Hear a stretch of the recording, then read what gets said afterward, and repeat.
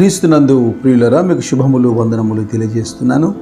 అనుదిన ధ్యానమునకు స్వాగతం. కీర్తన గ్రంథం 149వ అధ్యాయం. యెహోవాను స్తుతించుడి అనే కీర్తన 148 ముగించబడింది. యెహోవాను స్తుతించుడి అంటూ ఈ కీర్తన ప్రారంభమవుతోంది. అంత మాత్రం కాదు, యెహోవాకు కొత్త కీర్తన పాడుడి, భక్తులు కూడుకున్న సమాజములో ఆయనకు స్తోత్ర గీతం పాడుడి. ఇజ్రాయేలు తమను పుట్టించిన వాణ్ణి బట్టి సంతోషించుదురుగాక, సియోను జనులు తమ రాజును బట్టి ఆనందించుదురుగాక.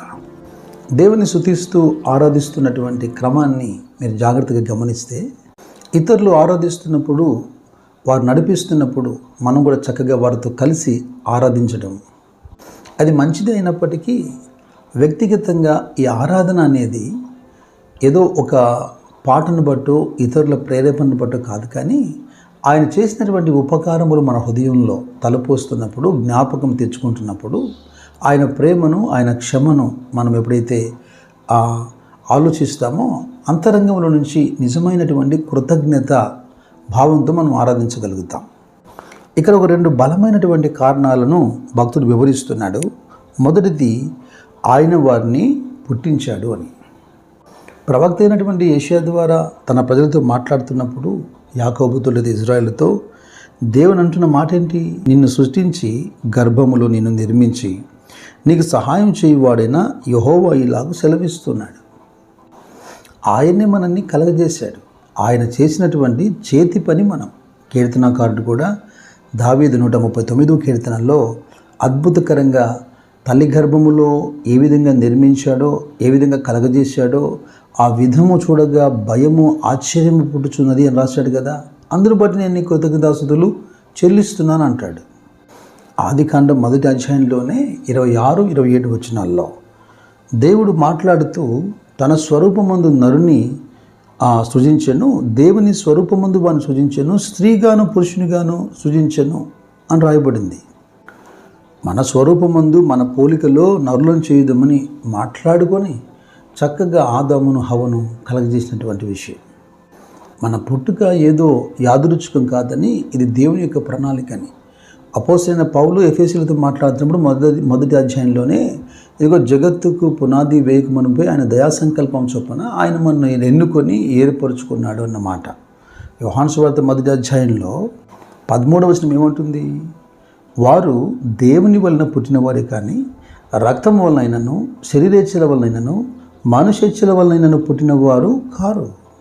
Born of God, born from God. దేవుని ద్వారా, దేవుని వలన మనం కలగజేయబడ్డాం. కొరింథీ మొదటి పత్రికలో 8వ అధ్యాయంలో కూడా పౌలు స్పష్టంగా మాట్లాడుతూ 6వ వచనంలో, ఆకాశమందైనను భూమి మీదనను దేవతలు అనబడినవి ఉన్నను మనకు ఒకటి దేవుడు ఉన్నాడు, ఆయన తండ్రి. ఆయన నుండి సమస్తము కలిగేను, ఆయన నిమిత్తం మనం ఉన్నాము. మరియు మనకు ప్రభు ఒక్కడే, ఆయన యేసుక్రీస్తు. ఆయన ద్వారా సమస్తమును కలిగెను, మనము ఆయన ద్వారా కలిగిన వారము. సో ప్రైజ్ ద లార్డ్, ఆయనను స్తుతించుడి. ఇక ఈ కీర్తనలో 2వ అనుభవం లేదా వారి యొక్క మాట ఏంటంటే, సియోను జనులు తమ రాజును బట్టి ఆనందించుదురు గాక.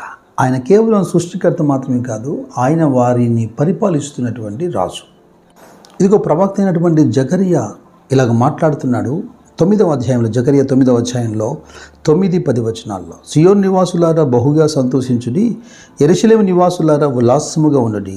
నీ రాజు నీతిపరుడును, రక్షణ గలవాడును, దీనుడునై గాడిదను, గాడిద పిల్లను ఎక్కి నీ యొద్దకు వచ్చుచున్నాడు. ఎఫ్రాయిములో రథములు లేకుండా నేను చేసేదను, యెరూషలేములో గుర్రములు లేకుండా చేసేదను, యుద్ధపు విలువ లేకుండా పోవును. నీ రాజు సమాధాన వార్త అన్ని జనులకు తెలియజేయను. సముద్రము నుండి సముద్రం వరకు, యూఫ్రటీసు నది మొదలుకొని భూదిగంతముల వరకు అతడు ఏలను. ప్రవక్త అయినటువంటి యెషయా ప్రవచించినట్టుగా ఆయన రాజ్యము అంతము లేనిది. ప్రవక్త యెషయా అన్నాడు 9వ అధ్యాయం 6వ వచనంలో, ఆయన భుజముల మీద రాజ్యభారం ఉండునని. He is the king Jesus Christ. ప్రవక్తలు ప్రవచించినట్లుగా యేసుక్రీస్తు ప్రభు యెరూషలేముకు వస్తున్నప్పుడు మత్తయి సువార్త 21వ అధ్యాయంలో ఆ నెరవేర్పు గురించి రాయబడుతూ 5వ వచనం అంటుంది, ఇదిగో నీ రాజు సాత్వికుడై గాడిదను, భారవాహక పశువులనైన చిన్న గాడిదనికి నీ యొద్దకు వచ్చుచున్నాడని సియోను కుమారుతో చెప్పుడి. కేవలం ప్రవక్తలు కాదు, మనుషులు మాత్రమే కాదు, యేసుక్రీస్తు ప్రభు కూడా ఒప్పుకున్నాడు. మార్కు సువార్త 15వ అధ్యాయంలో యేసును బంధించి పిలాతు యొద్ద హాజరుపరిచినప్పుడు పిలాతు అడుగుతున్నాడు, యూదుల రాజువు నీవేనా? అని అడగగా ఆయన అంటున్నాడు, ప్రభు జవాబిస్తున్నాడు, నీవు అన్నట్టే అని. అయితే ఆ తదుపరి యేసుక్రీస్తు ప్రభు ఒక క్లారిటీ ఇచ్చాడు. యోహాను సువార్త 18:36లో, నా రాజ్యము భూ సంబంధమైనది కాదు. అలాగైతే నా శిష్యులు పోరాడతారు. అవును, తన రాజ్యమును పరిపాలించడానికి ఒక రోజున ఆయన తప్పక వస్తాడు. యోహాను రాసినటువంటి ప్రకటన గ్రంథం 1వ అధ్యాయంలో 7వ వచనంలో చెప్పినట్టుగా, అప్పుడు చూస్తున్న భూరాజులందరూ రొమ్ము కొట్టుకుంటారు. ఇదిగో ప్రకటన గ్రంథం 19వ అధ్యాయం 11 నుంచి వచనాలు మాట్లాడుతున్నాయి. మరియు పరలోకం తెరవబడి ఉంటాడు చూచితిని, అప్పుడు ఇదిగో తెల్లని గుర్రం ఒకటి కనబడను, దాని మీద కూర్చుండి ఉన్నవాడు నమ్మకమైన వాడును సత్యవంతుడు అను నామం గలవాడు. ఆయన నీతిని బట్టి విమర్శ చేయుచు యుద్ధం జరిగించేవాడు.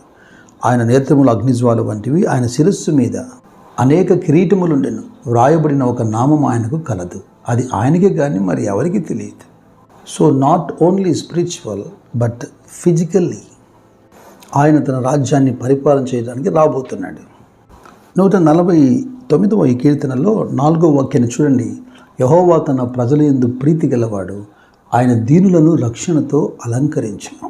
ఈ అధ్యాయంలోని మరొక స్తుతి కారణాన్ని చూపిస్తున్నాను. నలిగిపోయిన వారిని, ఆత్మలో కృంగిపోయిన వారిని, దీనులను, చెరలో ఉన్న వారిని, గ్రుడ్డి వారిని, బంధింపబడిన వారిని ఎలాగైనా సంతోషంతో నింపాడు. యెషయా 61:10లో శృంగారమైనటువంటి పాగా ధరించిన పెళ్లి కుమారు రీతిగాను, ఆభరణములతో అలంకరించుకొనిన పెళ్లి కుమార్తె రీతిగాను ఆయన రక్షణ వస్త్రములను నాకు ధరింపజేసి ఉన్నాడు. ఆయన ఇచ్చిన ఆ రక్షణే వారి యొక్క అలంకారం. కీర్తనకారుడు కూడా అంటాడు 132వ కీర్తన 9వ వచనంలో, నీ యాజకులు నీతిని వస్త్రము వలె ధరించుకొందురు అని. రక్షణకు మించిన గొప్ప ఆనందం లేదు కదా. తన సేవకులకు తాను ఇచ్చినటువంటి క్షేమస్థితిని బట్టి ఆనందించేవాడు ఆయన భక్తులందరికీ ఆయన ఇచ్చేటువంటి ఘనత ఇదే. యెహోవాను స్తుతించుడి, యెహోవాను స్తుతించుడి. దేవుడు మేము దీవించి ఆశీర్వదించును గాక. God bless you.